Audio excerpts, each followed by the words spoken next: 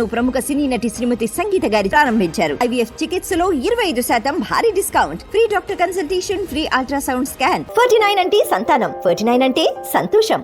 నిన్న విడుదల చేసిన ప్రెస్ మీట్ పెట్టి ఏపీలో మెడికల్ కళాశాలలో ప్రైవేటీకరణ చేస్తున్నారు, మేము ఇస్తామంటే చంద్రబాబు నాయుడు గారు లేఖ రాసి మాకు వద్దు అని చెప్పారు. నిజమే అంటారా?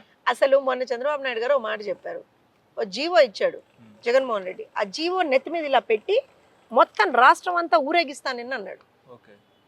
I think that we have to do.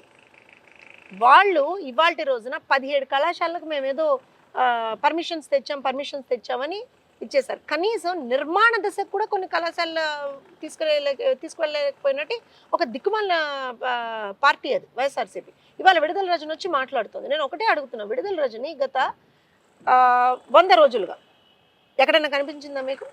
ఎక్కడన్నా మాట్లాడిందా? ప్రజలు ఇబ్బందులు పడితే ఏ రోజునన్నా కనపడిందా? అసలు ఆమె అక్కడ ఉంటుందో లేదో కూడా ఎవరికి తెలియదు. మొన్న బాలనేని వెళ్ళిపోతుంటే ఆయన దగ్గరికి వెళ్ళి మీరు ఉండిపోండి అని చెప్పడం, లేదా మీతో పాటు నన్ను తీసుకెళ్ళాలని చెప్పడానికి వెళ్ళిందో ఎవరికి తెలియదు. So what credibility does she have?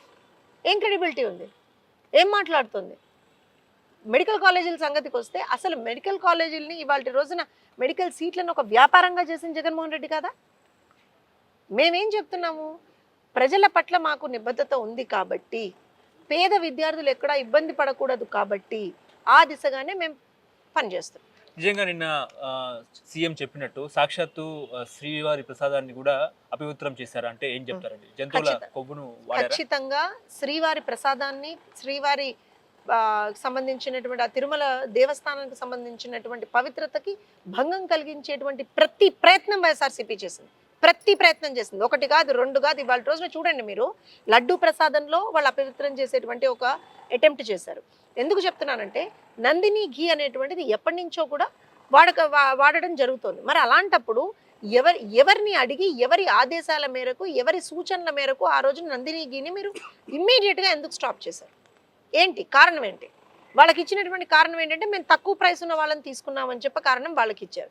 నేనేమంటాను అంటే మీరు తక్కువ ప్రైస్ అనేటువంటిది డెఫినెట్గా కాంప్రమైజింగ్ ది క్వాలిటీ. అది ఎందుకు చేశారు? మీరు ఎవరు చెప్పారు మీకు చేయమని? ఎవరి ఆదేశాల ప్రకారం అది చేశారు? అలానే వైవి సుబ్బారెడ్డి వచ్చి లేదు నేనేం చేయలేదు అని అంటున్నాను. నేను ఒకటే చెప్తాను, వైవి సుబ్బారెడ్డి గారు చైర్మన్గా ఉన్నప్పుడు, ట్రస్ట్ బోర్డ్ చైర్మన్గా ఉన్నప్పుడు జగన్మోహన్ రెడ్డి గారు తిరుమలకు వచ్చారు.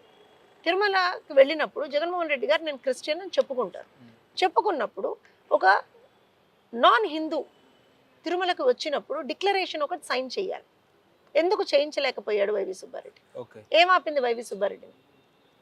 భూమన కరుణాకర్ రెడ్డి వచ్చి ఏమైనా స్వామివారు చూసుకుంటారు, స్వామివారు చూశారు కాబట్టే మిమ్మల్ని అధపాతాలను తొక్కేశాడు. ఒకటి చెప్తున్నాం, తిరుమలకి సంబంధించి వాళ్ళ రోజున లడ్డు ప్రసాదం ఒకటే కదండి, అన్నప్రసాదానికి సంబంధించి మీరు కూడా ఈ గత 5 సంవత్సరాల్లో ఎప్పుడైనా తిరుమలకి వెళ్ళుంటే మీరు గమనించండి, ఎక్కడెక్కడి నుంచో వచ్చినటువంటి భక్తులు, పేద ధనిక అనేటువంటి ఒక తేడా లేకుండా ఎప్పుడూ కూడా తిరుమల అన్నప్రసాదం అనేటువంటిది మనకు అసలు చాలా పవిత్రంగా భావిస్తాం మనం. అలాంటి అన్నప్రసాదాన్ని క్వాలిటీని మొత్తం కాంప్రమైజ్ చేసేసి ఏ రకంగా గత 5 సంవత్సరాల్లో చేశారో మనం చూడలేదా? చాలా సందర్భాల్లో మేము చెప్పడం కాదమ్మా, భక్తులే అక్కడ నిలబడి ఏం చేస్తున్నారయ్యా మీరు అని అడిగినటువంటి, వాళ్ళని క్వశ్చన్ చేసినటువంటి సందర్భాలు ఉన్నాయి. ఏ రోజున వాటి మీద మాట్లాడలేదు. అలానే 520 కోట్లు అక్కడ అవినీతి చేశారు. 520 కోట్ల పైచిలు లిటరల్గా. శ్రీవారికి సంబంధించినటువంటి శ్రీవాణి ట్రస్ట్ ఏదైతే వీళ్ళు ఎస్టాబ్లిష్ చేశారో దాని ద్వారా విపరీతమైనటువంటి అక్రమార్జన చేశారు. బ్రేక్ దర్శనాలు ఏవైతే ఉంటాయో, ఎంపీ, ఎమ్మెల్యే, ఎమ్మెల్సీ, మినిస్టర్ల లెటర్లకు సంబంధించినటువంటి దర్శనాల్లో విపరీతమైనటువంటి అవినీతి చేశారు. మీరు తెలుసు కదా, గుర్తుంది కదా, రోజా టూరిజం శాఖ మంత్రి తన లెటర్ మీద ఎంతమందిని ఎన్ని అంటే 10ల సంఖ్యలో జనాలు, ఒక లెటర్కి యాక్చువల్గా 6 మెంబర్స్ ఏమో అలౌడ్ ఉంటుంది, ఇష్టారీతిన పెద్దిరెడ్డి అయితే 100ల సంఖ్యలో. అసలు ఒక అడ్డు అదుపు లేకుండా చేశారు అక్కడ. అసలు అవినీతికి అడ్డు అదుపు లేదు అక్కడ వాళ్ళు చేసింది. అలానే ఇంజనీరింగ్ వర్క్స్ మీరు గమనిస్తే అవసరం లేని వాటికి కూడా వీళ్ళు టెండర్లు వేశారు, అవసరం లేని వాటికి కూడా వీళ్ళు బిల్లు శాంక్షన్ చేసేసుకున్నారు. అలానే అక్కడ తిరుపతి దేవస్థానం అండర్లో వచ్చేటువంటి హాస్పిటల్ కావచ్చు, యూనివర్సిటీ కావచ్చు, అన్ని చోట్ల భయంకరమైనటువంటి స్కామ్స్ చేశారు.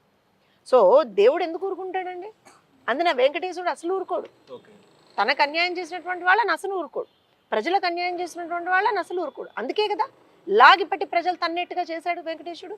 సో ఇవాళ కూడా మేము చెప్పేది ఒకటే, ఎవరైతే ఇలాంటి నీచమైనటువంటి కార్యక్రమాలకి తిరుపతిలో తెరలేపారో వాళ్ళందరికీ కూడా పుట్టగతులు లేకుండా పోతారు.